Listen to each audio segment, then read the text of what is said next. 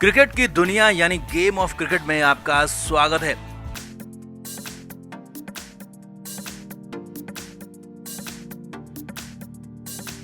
भारत की टी20 टीम को भी कप्तान सूर्य कुमार यादव नहीं बल्कि शुभमन गिल चला रहे हैं। जी हाँ, ये बहुत बड़ी बात आपको बता रहे हैं कि शुभमन गिल ही यहाँ पर टी20 टीम के भी सर्वे सर्वा नजर आ रहे हैं। इसीलिए तो खबर है कि शुभमन गिल ने ही कुलदीप यादव को जबरन भारत वापस भेज दिया, जबकि कुलदीप टी20 सीरीज खेलना चाहते थे, अगले साल होने वाले टी20 वर्ल्ड कप की तैयारी करना चाहते थे। लेकिन खबर तो यहाँ तक है कि गिल और कुलदीप के बीच में होबार्ट में हुआ था भयंकर झगड़ा और पीछे से गौतम गंभीर का भी गिल को साथ मिला, जबकि सूर्य कुमार यादव के पास कुछ कहने और करने के लिए बचा ही नहीं था। तो दिखाते हैं, बताते हैं आपको क्या हुआ है बवाल ऑस्ट्रेलिया दौरे पर, आपको सब बताते हैं। आप भी वीडियो को शेयर करें, कमेंट करके अपनी राय जरूर दें। तो भारत के प्रीमियर स्पिनर कुलदीप यादव को भारत वापस भेज दिया गया है। उन्हें अब आगे टी20 सीरीज में खेलने का मौका नहीं मिलेगा। आखिरी 2 टी20 में कुलदीप यादव नहीं खेलेंगे, इसी बात को कहकर कुलदीप को वापस भेज दिया गया। और कुलदीप को वापस भेजने वाले टी20 के कप्तान सूर्य कुमार यादव नहीं है। जी हाँ, यही खबर है, बड़ी खबर है। टी20 के कप्तान है सूर्य कुमार यादव, लेकिन उनकी टीम के अंदर बिल्कुल भी नहीं चल रही है और चलने ही नहीं दिया जा रहा है। सच कहें तो सूर्या को बिल्कुल साइडलाइन कर दिया गया है और शुभमन गिल जो कि टीम के वाइस कैप्टन है, वही टी20 टीम को भी चला रहे हैं। खबर तो यहाँ तक है कि गौतम गंभीर का सपोर्ट मिलने के साथ शुभमन यहाँ पर पूरी तरह से टीम को लीड कर रहे हैं। और खबर तो यहाँ तक है कि शुभमन गिल ने जब कुलदीप यादव को कहा कि वो भारत वापस जाएंगे और फिलहाल अब आगे टी20 सीरीज में नहीं खेलेंगे, तो इस पर कुलदीप ने जवाब दिया कि मैं यहाँ पर कप्तान और कोच के मुंह से बात सुनना चाहता हूं, टीम मैनेजमेंट के मुंह से। तो शुभमन की तरफ से जवाब दिया गया कि मैं वाइस कैप्टन हूं और टीम मैनेजमेंट में मैं भी शामिल हूं और मैं टेस्ट और वनडे का भी कैप्टन हूं, तो इसीलिए मैं यहां पर ये तय करने के लिए काफी हूं और टीम मैनेजमेंट में भी ये चाहता हूं और टीम मैनेजमेंट का भी ये फैसला है। जी हाँ, यही खबरें हैं जो ऑस्ट्रेलियन मीडिया में खबरें आ रही हैं, उसके मुताबिक यही खबरें हैं कि कुलदीप यादव को ना तो सूर्या ने और ना ही गंभीर ने बताया, उन्हें शुभमन गिल ने बताया कि उन्हें वापस जाना है, घर वापस जाना है। अब क्यों जाना है वो देखिए, समझिए। असल में 14 नवंबर से साउथ अफ्रीका के खिलाफ टेस्ट सीरीज होनी है, तो उसी टेस्ट सीरीज की तैयारी के लिए शुभमन गिल चाहते थे कि कुलदीप यादव भारत ए का मुकाबला खेलें। इंडिया ए और साउथ अफ्रीका ए की यहाँ पर अनऑफिशियल टेस्ट सीरीज चल रही है, तो इसमें गिल चाहते थे कि कुलदीप यादव खेले। अभी ठीक भी है, हालांकि गिल क्योंकि टेस्ट मैचों के कप्तान है, अगर वो ऐसा चाहते हैं तो अच्छी बात है। लेकिन कुलदीप यादव के साथ जो किया गया वो बेहतर तरीके से हो सकता था। सवाल यहीं पर तरीके का है, क्योंकि गिल फिलहाल टी20 टीम के कप्तान नहीं है और टी20 टीम से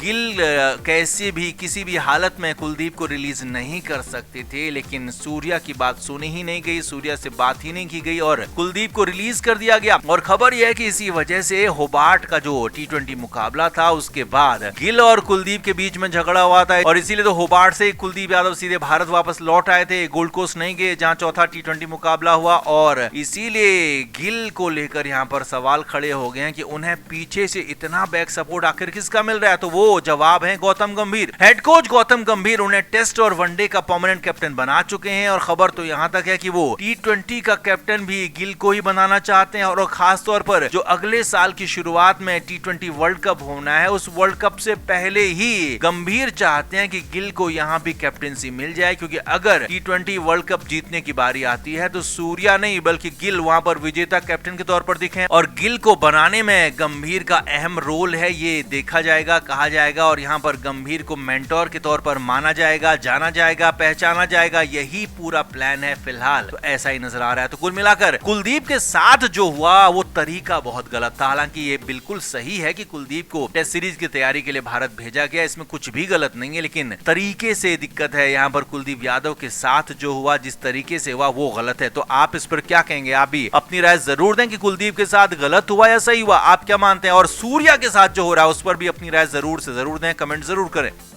तो मेलबर्न में जो हुआ वो बिल्कुल भी नहीं होना चाहिए था, क्योंकि भारतीय टीम में खिलाड़ियों की टैलेंट की कमी नहीं है, लेकिन टैलेंट को कैसे बर्बाद किया जाता है ये गौतम गंभीर से सीखना होगा। इतने सारे प्रयोग किए और अपने अपने हिसाब से जो प्रयोग किए उसने पूरी की पूरी टीम इंडिया की गत इतनी खराब कर दी कि ऑस्ट्रेलियाई धरती पर अभिषेक शर्मा के अलावा भारत का कोई भी बल्लेबाज चल ही नहीं पाया। अब पूरा सिलसिलेवार तरीके से आपको बताते हैं कि आखिर मैच में क्या हुआ और फिर उसके बाद क्या सवाल उठ रहे और क्यों कहा जा रहा है कि संजू सैमसन और सूर्य कुमार यादव के पीछे हाथ धोकर पड़ गए हैं गौतम गंभीर। तो ओपनिंग पेयर शुभमन गिल और अभिषेक शर्मा आए, लेकिन शुभमन गिल जो कि हमेशा T20 में नहीं ही चलते हैं वो एक बार फिर नहीं चले और शुभमन के आउट होने के बाद नंबर 3 पर बैटिंग करने उतर आए संजू सैमसन। जी हाँ, जिन्हें अब तक नंबर 6 पर नंबर 5 पर बिल्कुल पुरानी गेंद से खिलाया जा रहा था, तो उन संजू को अचानक कह दिया गया कि स्विंग होने वाली कंडीशन में, सीमिंग कंडीशन में आप जाकर वन डाउन खेलिए और एक तरह से ओपनर का रोल निभाइए। अब संजू सैमसन हैरान, क्योंकि अचानक से उन्हें इस तरह से रोल चेंज के बारे में पहले नहीं बताया गया था और संजू सैमसन को समझ नहीं आया कि करना क्या है और हुआ वही। संजू सैमसन आए और चलते बने और यही नहीं, चौथे नंबर पर आए सूर्य कुमार यादव भी पहली दूसरी बॉल पर ही आउट होने वाले थे, वो तो बच गए लेकिन फिर आउट होकर चलते बने। अब सूर्य कुमार यादव की हालत, जो कि कप्तान है गौतम गंभीर ने ऐसी बना दी है कि वो एक सामान्य खिलाड़ी से भी बुरी गत में है, क्योंकि पिछले मुकाबले में ही सिर्फ नहीं है जब सूर्या का बल्ला चल रहा था, बल्कि हमेशा ही सूर्या का बल्ला तभी चला है जब वो नंबर 3 पर खेले हैं और नंबर 3 उनकी पोजीशन सबसे बेहतरीन रही है। लेकिन यहाँ पर गंभीर को छेड़छाड़ करनी है, क्यों? क्योंकि संजू सैमसन और सूर्य कुमार यादव को सेटल नहीं होने देना है, रन नहीं बनाने देना है। इन दोनों के रन बन गए तो गंभीर के चहेते खिलाड़ियों के रन नहीं बन पाएंगे और वही हुआ भी। यहाँ पर सूर्य कुमार यादव भी फेल हो गए और यही नहीं, इसके बाद